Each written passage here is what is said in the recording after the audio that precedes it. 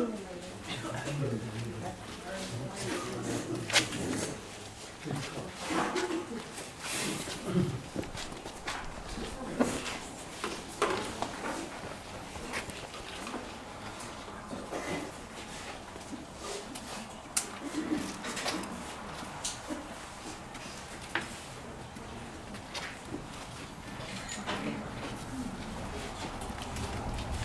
morning. Welcome to everyone who is here, and welcome to everyone who is watching me, or maybe at later point in time watching me. Welcome everyone for this event that we are holding here in Bruce. As you can see behind me, it seems like a completely new backdrop. We are sitting in a building that we constructed last year. We call it Pole Barn. And so on this day of Mitti Seva, this weekend of Mitti Seva, a bunch of us have gathered to do our seva. We call it Mitti Seva. We borrow this term from Dera Byas, where my master Ishapuriji, whose picture you can see adjacent to me, he grew up there. He found his master in Dera Byas. His master was Baba Sawan Singh Ji. And he attributed everything that he got in his life to his master, including everything physical that he found. And he said the wife he got was also from a master, Master Charan Singh Ji. He dedicated his life to serve his master, and through his master he served individuals, satsangis, and a lot of people who became satsangi later on. So I'm so delighted to see all my brothers, sisters, fellow satsangis come here and participate in this event. This turned out to be the largest gathering we have had in last few years since Ishwarji's passing. So it warms my heart, and not only my heart, but so many other satsangis who have been coming here to see such a good crowd, a lot of familiar faces, and a lot of new faces for me to see and gain acquaintance, and also learn the journey some of you took, a very unique journey that all of us have been on this path. So I'm extremely thrilled. I cannot express individually how happy I am that you decided to come here and do your part. Although we call it a Mitti Seva, Mitti means the soil. Back in India, when Baba Sawan Singh Ji, my master's master, had a dream to construct a larger meeting hall where Sevadas, satsangis could attend discourses on the subject of spirituality and gain something more that is truer in nature, more everlasting. And somehow Sawan Singh Ji wanted this for other disciples, because he himself was a disciple of his master Jamal Singh Ji, and he could understand the difficulty, challenges, plight of people's heart, what's going on, how difficult this physical existence seems to be. And he understood that without a master, it's very difficult to continue on this path. I was speaking to somebody, he said it appropriately, that walking on this path is like walking on the tip of the sword or sharp angles of the sword. You have to balance your life in such a way that you continue walking on this path. There are a lot of distractions in our life that keeps us away from this spiritual path. Sometimes when we start this journey, it seems like this is just one of the things you are doing among so many other things that our life keeps us busy with. But over time, we somehow, because of the masters we get in touch with, we start maybe sometimes understanding or realizing from inside that who we are in company of is not an ordinary being. And our life, because of the association with these masters, somehow change. And we want to be somehow associated with whatever dreams these masters have, whatever they want to do. We develop the feeling of complete surrender. It's very difficult for ordinary people like us to surrender completely. But masters have said this is the path of love and devotion. And devotion is basically a surrender in a response to the love that individuals receive from their master. And they decide to somehow go in this journey with the company of their master. And so Mitti Seva, back in Dera Byas, Sawan Singh Ji had a dream to build this place. If some of you might remember from stories that Ishwarji used to share, and other masters have also talked about it, that when Baba Jaimal Singh Ji, who was Sawan Singh Ji's master, who came to Dera Byas was a barren place. There was no Dera. It was next to river Byas, and it was an empty lot. And when Baba Jaimal Singh Ji decided to come there, because his master from Agra, Swami Seth Shiv Dayal Singh Ji's wish was that he go to Punjab and establish a place where a lot of disciples could come and gain the secrets of spirituality. So on his command, Baba Jaimal Singh Ji decided to go to Punjab, and I guess he somehow found river Byas to be the appropriate place next to which the Dera could be constructed. And people had said, predicted, some madman around there, that one day Byas was going to be a big township where millions of people from all over the world would come. And Baba Jaimal Singh Ji, as well as his master, had predicted that would become a big place. And now we can see, we can attest to what is happening. Millions of people come there, do their seva. But it started from a very small place where there was absolutely nothing. When Baba Jaimal Singh Ji came there, a small hut was constructed, and along with that, there was a bibi who was doing seva who had been doing seva to Baba Jaimal Singh Ji's master.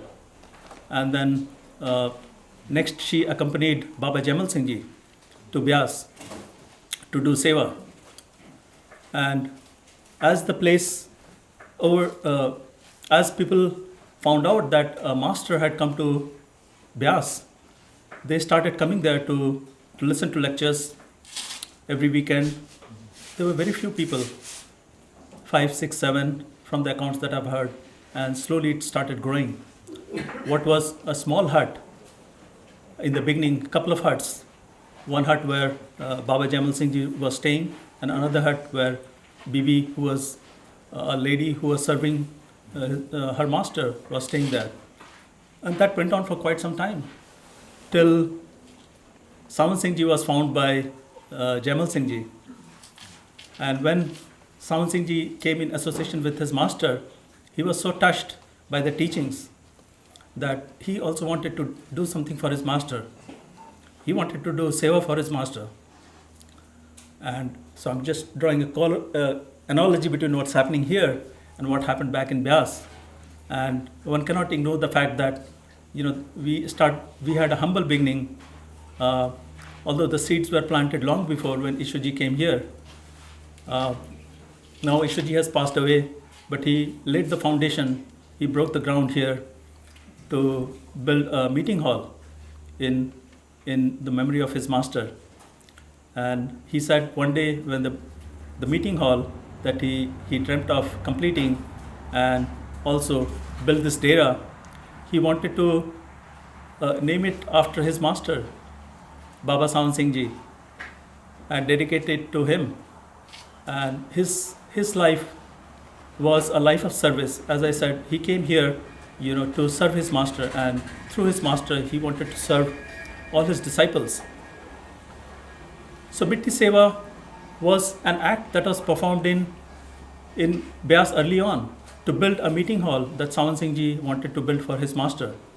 Somehow his master never wanted to build a building, but it was Sawan Singh Ji's desire that all the spiritual knowledge be gifted to humanity.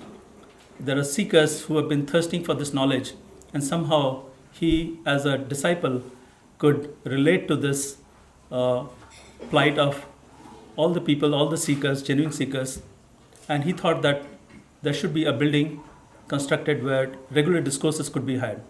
Because imagine a situation where you have just a couple of huts and the crowd is growing by hundreds every few months, and large crowds are coming and there are no amenities around there, so people cannot be fed, people cannot be housed, all had to be taken care of. And so Sawan Singh Ji, out of kindness of his heart and based on his experience, he was an engineer working in military engineering service. So he had an engineering background, so he thought that he would somehow convince his master to build a place where regular satsangs can be held and a lot of people can go there, take advantage of it, ask questions to master and really take advantage, because the life is so short and our distractions are way too many in this life, and sometimes compulsions, if it is not a distraction where you want to have a good time, but our duties also keep us bound because of our karma, probably what we have done in the past, but it is our good karma as well that we are situated in a place where there is a master who somehow we find ourselves in company of. I never thought I would be here.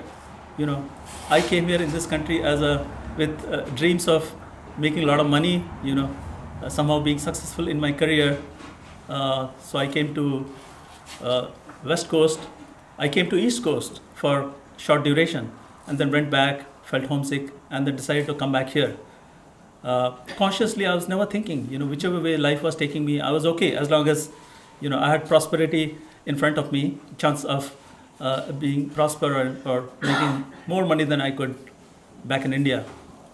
But it must have been something in the past that pulled me in this direction.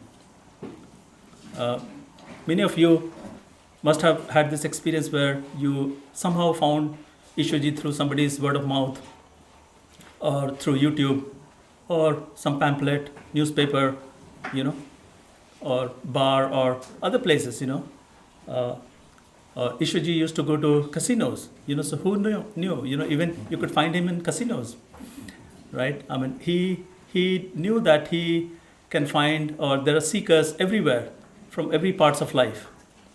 So it surprises me that, and to a lot of folks who have grown up in specific faith and have specific idea about this is how master should be. And so it surprises a lot of us that somebody who is a master, who looks like a master, maybe sometimes they don't look like a master, talk like a master, they talk about things that is generally not known or not heard many times. And yet they partake in activities that defy logic, that defy common sense. Ishwarji used to go to many places that people would get surprised and they would not think that a man of a spiritual bent should be visiting these places like casino and Las Vegas and places like that. But masters know that this is an act going on. This is a play of consciousness going on. They operate from a different place. They are not judgmental. They are not looking at our minds. They are looking at true calling from the heart, right? So because of that, some of us were pulled so much that we wanted to do seva as well. Like so many hundreds, thousands, lakhs, or millions of people who do seva now. But back in days of Sawan Singh Ji, when the Dera was being built, constructed, because he was an engineer, he was able to guide people who wanted to do seva, and people carried bricks in their head, basket of bricks, or some individual couple of bricks, like Ishwarji said, that he would carry a couple of bricks on his head and do the seva. So one seva of carrying a large basket of bricks is no different than just a couple of bricks, depending on your ability. This act of doing seva for master, why do we do it, right? Masters have said that it is very important in the path of spirituality to do a service for your master. When we do this service, we are not doing it from our mind. We are doing it from our heart. And it is a way to surrender. Because when we work in this world, we are most of the time operating from our mind. We take all our decisions based on our past experiences, and we rely on that. And sometimes we do it for good reasons, to benefit ourselves personally. And when we accomplish certain goals, we become really happy. We boost our ego, right? As I was saying, that I came here in this country to earn a lot of money, to grow my career. Of course, along with that, my ego was also becoming larger and larger. It's natural to happen. But there comes a point in everybody's life when they're ready that they find they lose a meaning in normal day-to-day event that happens outside. And when sort of life throws a curveball at you, you realize that not everything in this world is in your control. Yes, there are certain things you do in your life to sustain yourself, grow in your career, but there are limits to that. And we all have our limits, whether we accept it or not. This body, this physical body that we carry around, has significant limits. It can get cut anytime, You can meet an accident that is not in your control. You can fall ill. A lot of people during COVID time fell ill. We are swayed by the circumstances that are around us. If the economy is not doing well, you will get affected. If there is a war going on, of course you are bound to get affected. So things of this world affect us, And we realize somehow that what we feel when we are young, that everything is in our control. We are the masters of our destiny. That's how in the West it is said that, you can control your destiny. Everything is in your hand. But sooner or later, some of us who have reached that tipping point realize that no, there's only so much you have control over what you can do. And in time you realize that even when you do things that are in your control, the results are not in your control. You may do everything right, yet the answers, the results may not be in your control. Especially that becomes true when you meet a master who somehow convinces, based on his presence around you, or the way he looks at you, the way he talks to you, something changes. Sitting here, I'm becoming emotional, right? Master had passed away 4 years back, and yet, the memories are vivid. Memories of me meeting him for the first time. All of you, have gone through that. What went through your mind and heart, how mind stopped working. Mind could not persuade you to act in a different way. You somehow surrendered, because the love that you experienced in those moments of meeting him, and also, knowing about him, discovering him somehow through coincidence, somehow seemed to transform your life. And we decided that somehow we want to be around this man, right? Not knowing fully who this person is. We initially just hear some discourses. I remember hearing 5 levels of creation, and I had not heard those, arguments or philosophies presented in such a succinct way. Although the discourses were 1 or 2 hours long, they seemed just appropriate. If you take away a few sentences from here or there, probably you would live with the impression that, okay, something is not quite right. So whatever he said seemed exactly perfect for that audience, and including whoever heard, right, later on as well. So after hearing, something changes in our heart, and we somehow commit or part of our life, or commit to him in some cases completely, and want to help him achieve whatever he wants to do. So one of the goals he wanted to achieve was build this place, not for himself, because he left his body long before that, and we are still trying to finish this meeting hall. So of course he and all the masters do not want to do anything for themselves. They know that the world around us is here for now, it's temporary, it serves a purpose, but it never lasts forever. This place is also going to change. How it is going to change, it all depends on master. It all depends on what Sevadas want, what Satsangis want.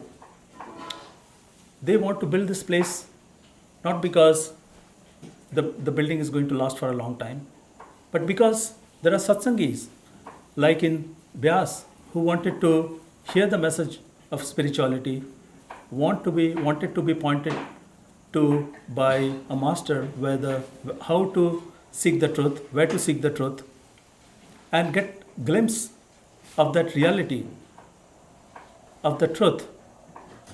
And so they came to Vyas. And similarly, a lot of people, Satsangis, used to come here as well. Now I'm so happy again to see all of you that you have been part of this journey in the past as well as now, and you have committed yourself to doing this seva at least a couple of times a year to make sure that whatever effort he has put in to make sure that a lot of satsangis, a lot of seekers get a benefit, that remains to be true in future as well. Some of us were tasked, he showed his grace on us and asked us to do some of the work that needed to be done for building this meeting hall that we are trying to build, and other things that are sort of a progression towards what will become, maybe with his grace, a big place. As great master Huzur Maharaj Baba San Singh Ji said, that spirituality is going to shift to West in a big way. And it is not just a Sant Mat thing, Sant Mat opinion. If you see, a lot of masters of different faith have come here to the West. And different masters make a visit every couple of years in order to spread the teachings of their masters and spirituality based on whatever they believe is the truth, or based on wherever they have gone. That's good enough. If you haven't gone anywhere, and if somebody is willing to take you to some place better than where you are, it is still a good deal.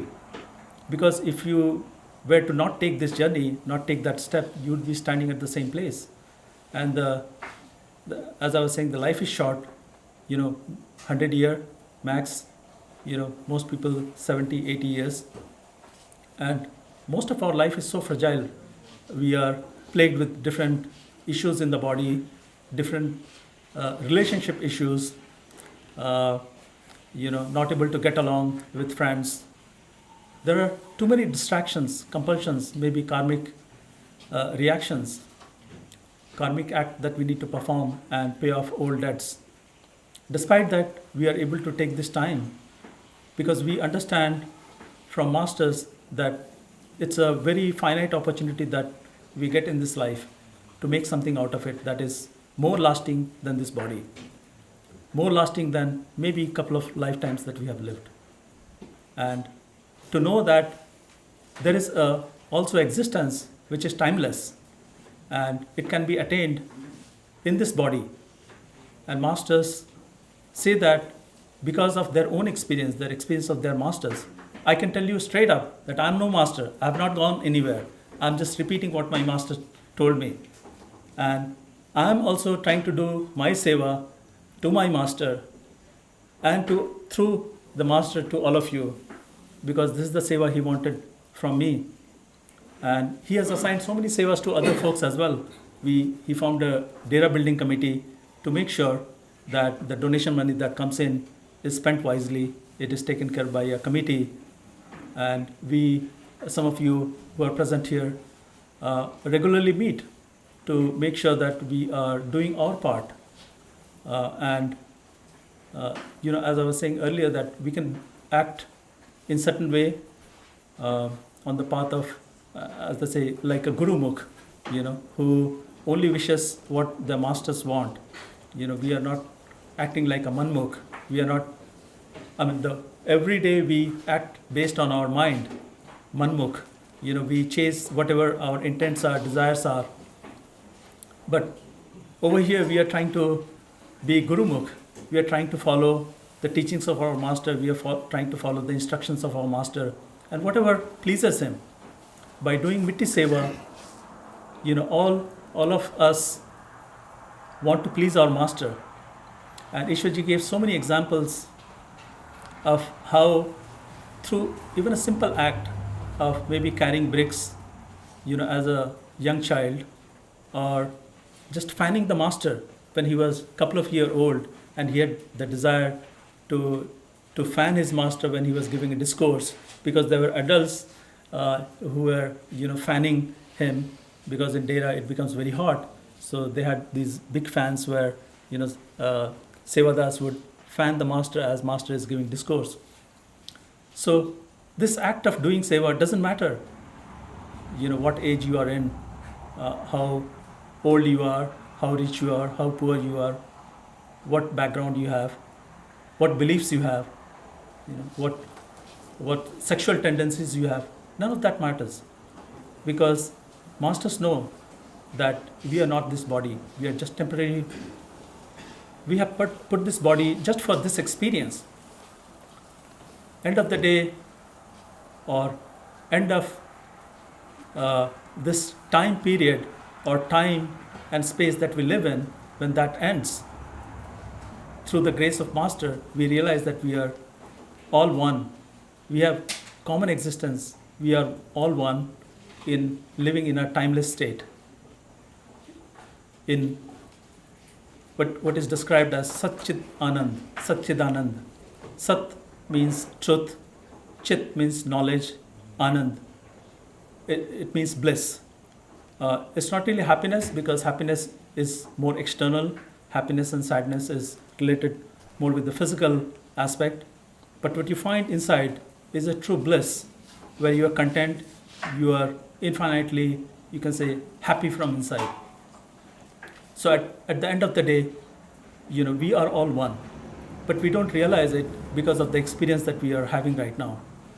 And we sometimes don't know who put us in this condition, right? Sometimes people say that there's a God up in the sky, But I also wonder, like a lot of people, when we point up in the sky, this universe is so vast. Which direction are we pointing in, right? So down under in Australia, they're pointing in a completely opposite direction, and they're still saying that the God is there, right? And so east, west, everywhere, and with different faith, you call it, give it a different name, and we just fight over it, that our God is better. And yet, nobody has seen God. Because masters say that you cannot see God. You can become God. When you become self-realized, you become God. You realize that you are no different than the God himself. If you were to call the God this creative power who manifested this reality that we are in. And strange reality it is that we don't know anything about any other existence. That's why this is real.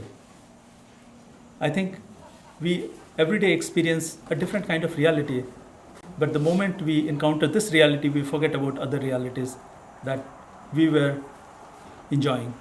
Sometimes it's in the past. If you had previous life, we completely forget about those realities. A lot of people, as Ishwarji used to mention, have come from India. They did not have to take any visa.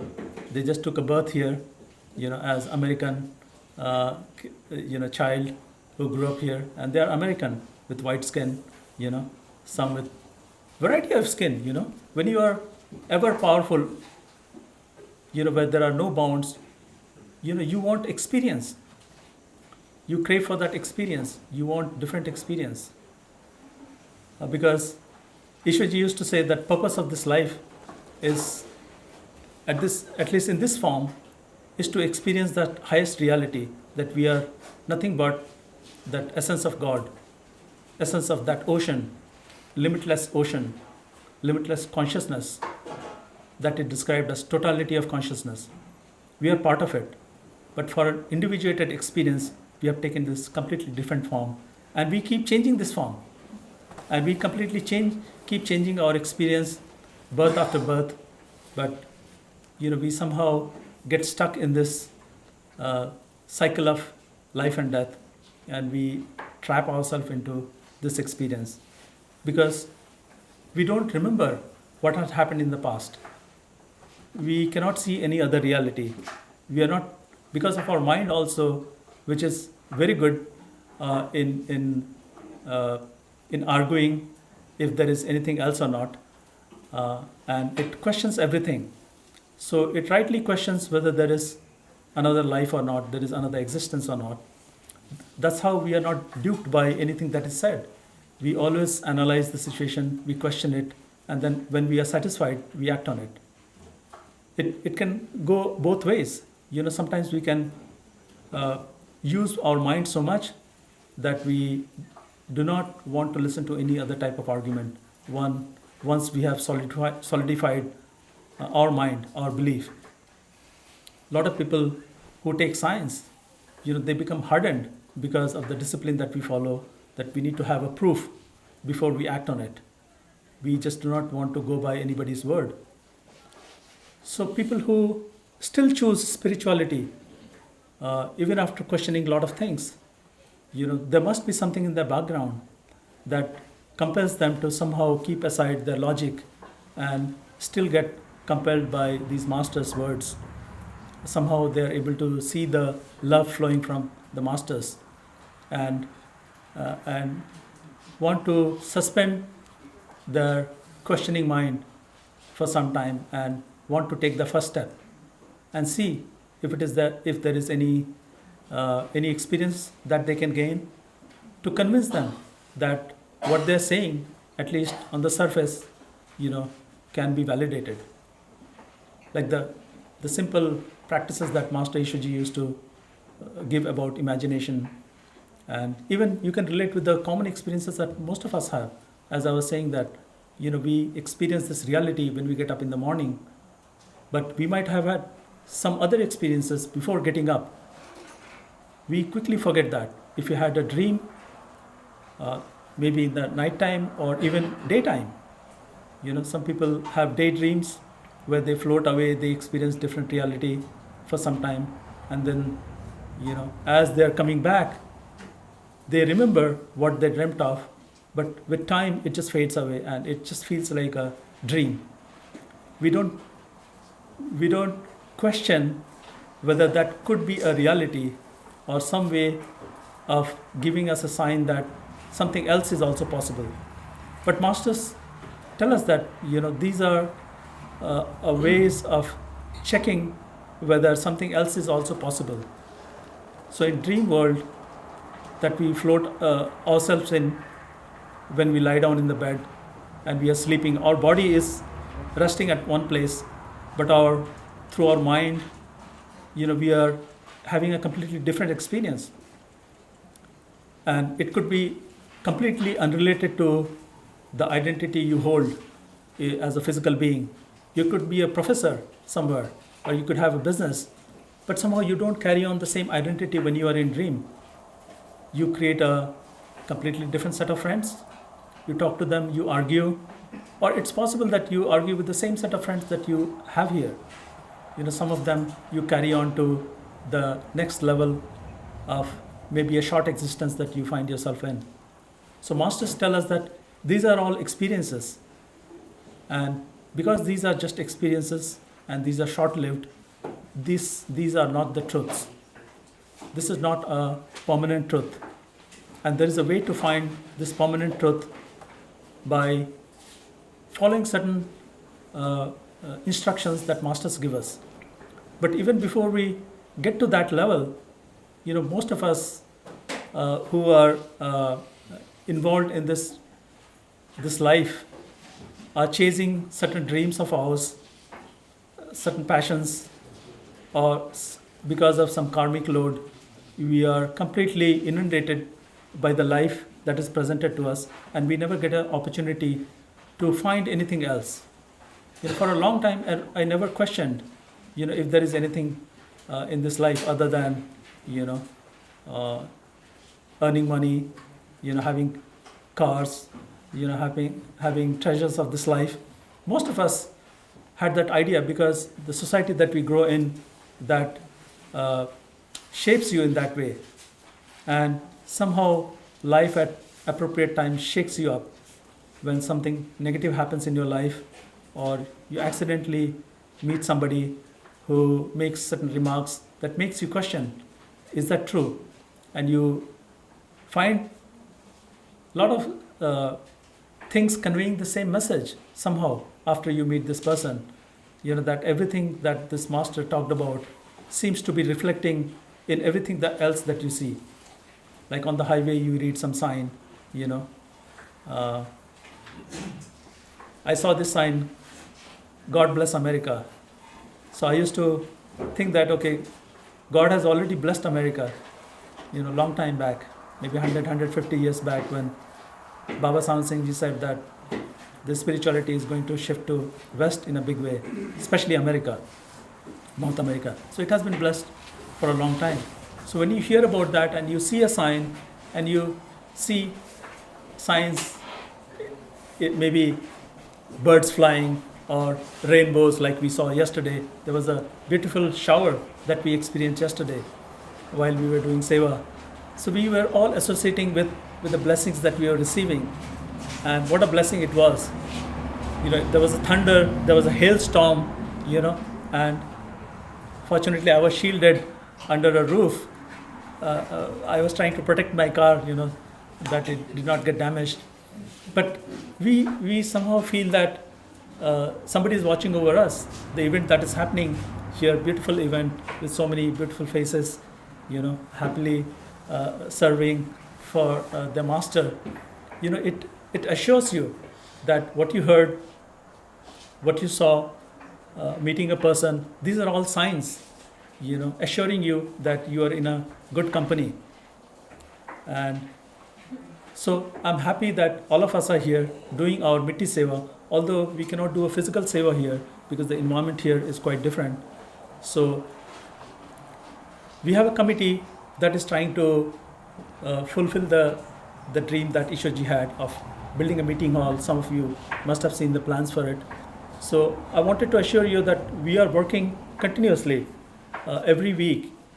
But at some point we realized that the outcome is not truly in our control. And so we can only act based on our heart with best intent and surrender everything to the master. So the work is happening, and a lot of us are doing, although we call it Mitti Seva, but we are cooking food, we are cleaning the garden, we are getting it ready for the winter, a lot of grass is being cut, and different kind of seva, it doesn't matter. But we still want to call it Mitti Seva because it brings us closer to our master, because he used to call it a Mitti Seva as well. There was a point in time when we were constructing another building, a garage, where a lot of us had a chance to participate in the construction of that building. It was almost like hand built.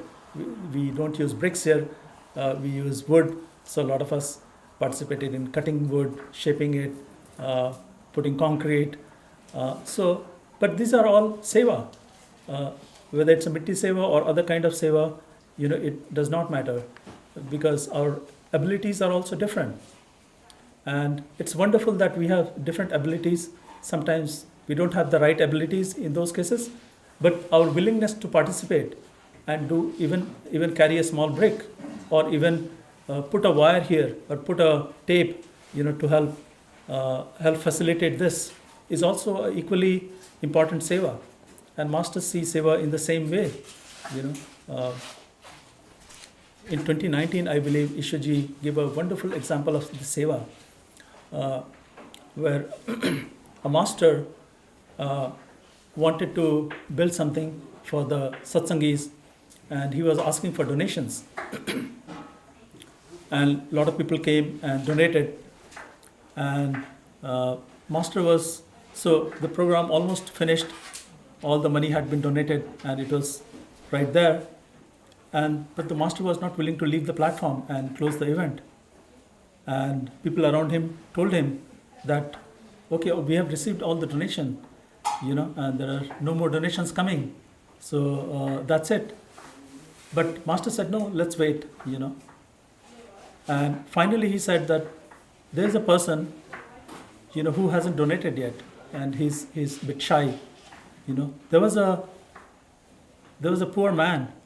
He had 1 rupees in his hand, and he was feeling, very small, that he cannot really donate for Master's cause, because other people have donated a lot of money. So he was feeling a little insignificant, and he did not want to, in front of a lot of people, just give this small donation. He might have felt that, okay, feels like an insult maybe, or maybe it shows that, okay, he is poor. But Master was waiting for his donation. And when Master said that, okay, this man, wants to donate, so I'm waiting for his donation. So finally, when this man donated, that's when Master said, okay, I have received all the donation that I wanted. So for Master, even a single rupees was more important than whatever he had gotten so far, right? For him, everything is equal. It is the intent with which we act that counts, right? And whether we remember the Master while we are doing the work. So I'm happy to do this work that a lot of people are helping me in doing. I'm sure you all know who is doing what, and they're acting selflessly for Isha's cause, for Master's cause. And it's very difficult to give any timeline of when things will finish. All we can say is that you should come here and see for yourself whether you find this place where Master set his foot, whether Master had this dream. Because a lot of people who come here feel that the vibrations of Master, the energy is immediately reflected as soon as they come here. So a lot of people feel that.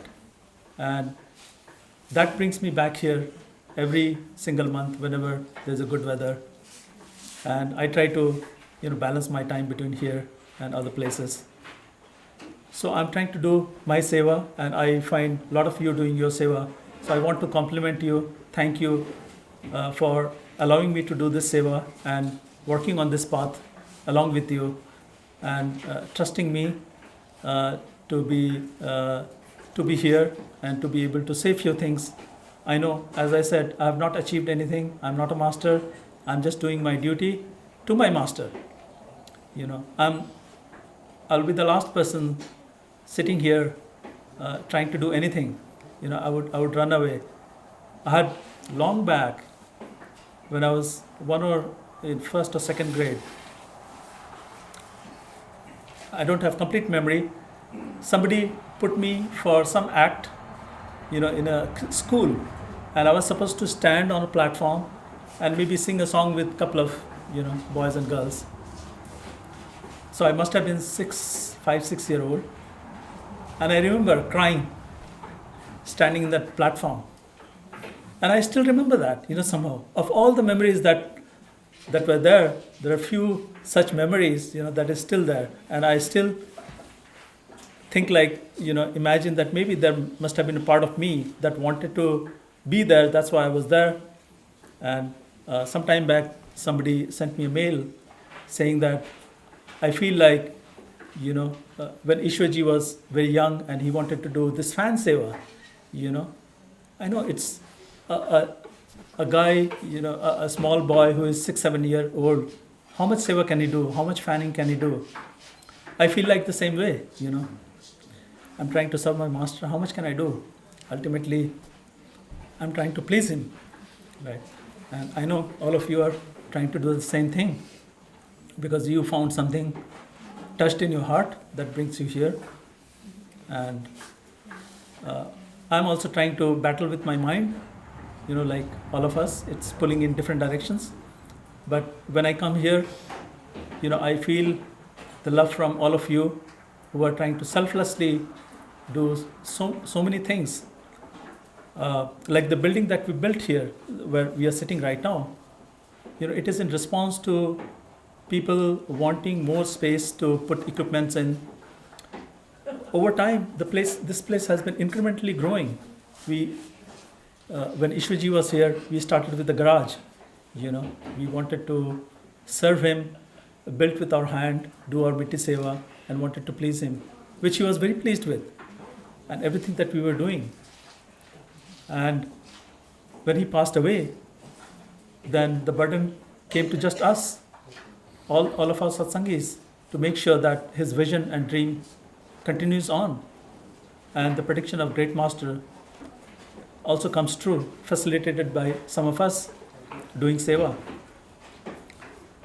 So if you talk to some of the satsangis here who are local to Bruce, you'll know how miraculously we built the dining hall with just small amount of funds. We just ran into the situation where a lot of people were gathering and we did not have enough space for people to sit and eat and talk. Yes, meeting hall will be done someday when Ishwarji wants it to be done and be ready. But before that, we need to make sure that this place provides accommodation for people who are coming here. People find a place to sit and have tea, coffee, have pakoras that are being served here, special treats and lunch, dinners.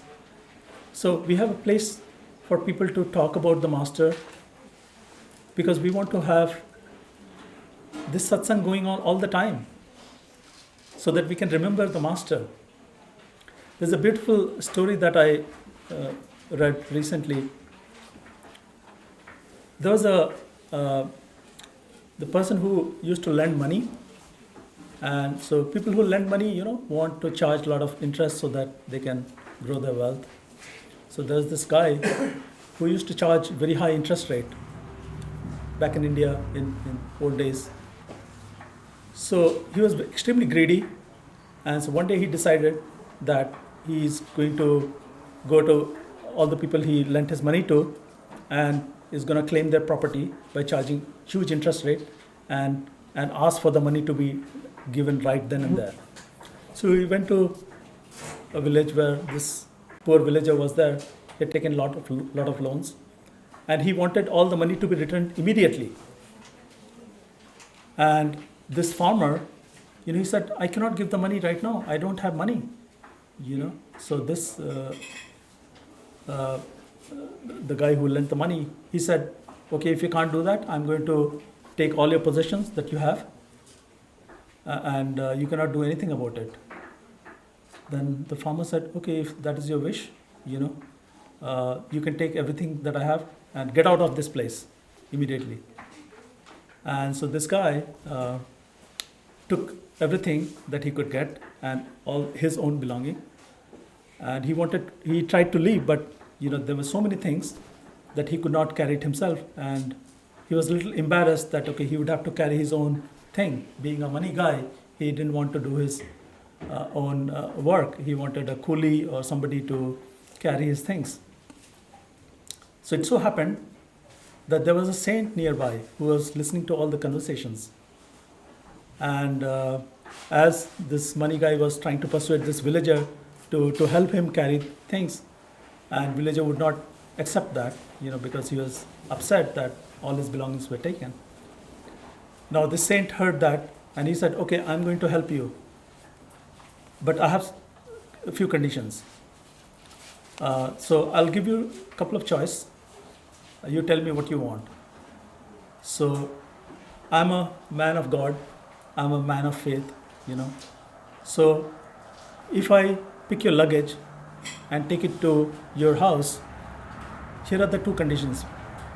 One option is that you talk about God all the time, you praise God, because that's what I do. I sing the praise of Creator, the God. So you do that. Or the second option is that I'm going to sing the praise of the Lord and you listen to me. So this guy, money guy, he thought it's easier to listen. I don't know how to talk, so it's better to listen to this saint. So he agreed to that condition. And so this saint carried all the luggage, and in about an hour they reached his house, the money guy's house, and dropped the luggage. And the saint told him that there's one more thing I want to tell you. You should remember that in a couple of days you're going to die, and you'll be visited by people, of Kal, who are going to make sure that you account for whatever you have done in your life. And you'll be given choices, of what path you want to take. Like the way Ishwaji used to say, do you want to go to hell or heaven? Do you want to account for all the bad deeds you have done, or do you want to account for all the good deeds you have done first? Because you'll be given that choice. So choose wisely what you want to do. So saint goes back, and in a couple of days this person dies, the money man. And the agents of Kal come and ask him, what do you want to do? Do you want to first account for all the bad deeds that you have done, which is all full of it, except one good deed that you did in last 1 hour was meeting this saint, and after that you heard only praises of Lord. That's a good thing. Which one do you want to do first? So based on the advice of the saint, he remembered that he should pick the company of saint. He should first account for the good deeds that he had done. So he said that whatever I'm going to get for this last 1 hour of good deed, I want to be in the company of this saint again, and send me there, to account for my good deed. So the agents of Kal take him there after his death, and this saint is doing his meditation. And so the agents bring this guy over there, and so this guy asks the saint, what should I do? But the saint is busy in his meditation, so he doesn't speak, he doesn't say anything. And so this guy just sits next to him, and he also closes his eyes, and he tries to meditate just next to him. And the agents of Kal, cannot come near, because if a saint is meditating, they are not allowed to be near them. So they had to leave the company of this money man, and they're watching from a little distance that this guy is in company of saint. And so as long as this guy is in company of saint who is doing meditation, they cannot disturb him. So these agents go back to the Kal and tell him that this is what happened. They cannot bring the soul back, because even though the account of 1 hour, so for that 1 hour of good deed, whatever time span he got next, that has elapsed. But they cannot still fetch him, because he is in the company of saint, and he is, inside he is listening to, to the whatever happens in meditation. He is meditating on the God, on the Creator. So they are not allowed to touch. So Kal tells the agents that, okay, forget about that soul. He is lost now, because he's in the company of saints, and he's being protected by the saint. So, we should be so grateful, we should be so happy that because of whatever reason, whatever seed we had sown in the past, or whatever quality experience that we decided to have, and have this journey where we had a living saint in our midst. For me, it was Master Ishupuriji. For some of you, different masters. Does not matter, because all the masters are asking us to find the truth inside. they appear to us outside because we don't know how to go inside. But they are as well as a illusion of that truth that lives inside us. And they ask us to go inside and seek that truth. Through the practices that they guide us, I think one good thing is that we were in company of masters, and he is still around. A lot of us see miracle every day, so we can attest to that. And I keep getting different letters every now and then that assures me that Master Ishwarji is still around. And yesterday as I was saying, that we experienced a lot of shower, and we said that someone is sending his blessing in terms of thunder, a lot of rain, hail, and a beautiful rainbow that we saw. I mean, I don't think I've seen more beautiful, a bigger rainbow than we saw yesterday. So I'm happy that saints are protecting us, and this is a beautiful sacred place where our master wanted to have this place, not just a building, but a place for us to meet, talk about spirituality, help others who are seeking the path, find a shelter as well. If this place has to grow, it has to provide a lot of things to a lot of people, like employment, a way of helping others. There are a lot of senior citizens, there are a lot of people who will be coming in the future if this place has to grow. So a lot of things have to be built around here. And there are not too many people who live in Bruce, satsangis, maybe 20 or so people, but largely most of us come from outside. A lot of people in Ishwarji's time when he was around, a lot of people purchased property here, wanted to move in here. And I can see that a lot will happen in coming future. And we wonder why this place was chosen. But as time passes, somehow I feel this, certainty, at least in my mind, that yes, I can see the way world events are taking place. It's not too far where things will quite dramatically change here.